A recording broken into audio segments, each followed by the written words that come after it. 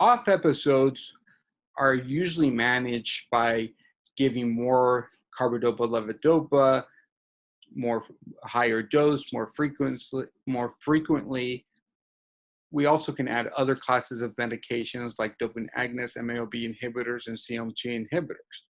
But I think here we have a change in the way that we've been doing things. So that one of the things that is now available to us is we have more accessibility to on-demand therapies. So we have injectables that can potentially uh, break this off episode. We also have now inhaled levodopa that can also break this off episodes, and we may have other treatments more for on-demand therapy. So we're kind of changing in the way that we practice. Traditionally, we just always add more medicine, and again, that may not address all the off time, all the off episodes that our patients have.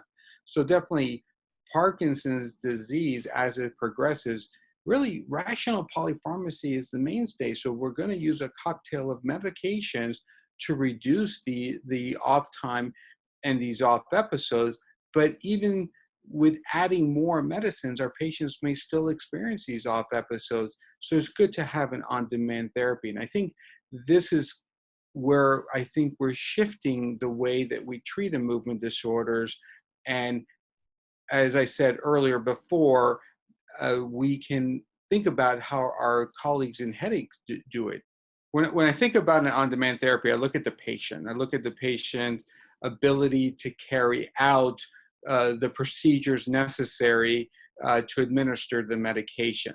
So let's take a look at some of the on-demand therapies. So the first on-demand therapy that was approved in the United States was an injectable apomorphine. And it is a very effective medication. And this medication usually, in my experience, does require a caregiver to help the patient put the apparatus together to be able to give the medications.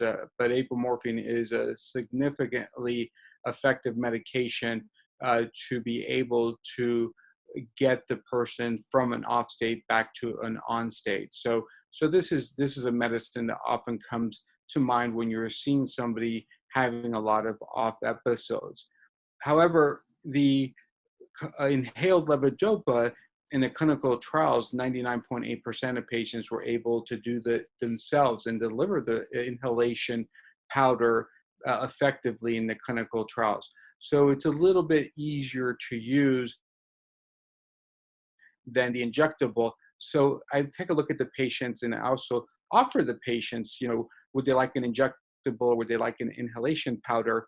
And again, it's really looking at the patient, but I think it's really important for us as movement disorder physicians to be really thinking about using these on-demand therapies to really get better control of these off episodes. And traditionally, we just give more plain oral carbidopa-levodopa. And as I explained earlier, a lot of times it's a gastrointestinal problem. So bypassing the gastrointestinal system, I think, is extremely important. So inhaling or injecting, which we currently have available to us, are ideal ways of being able to treat patients when they're having these off episodes.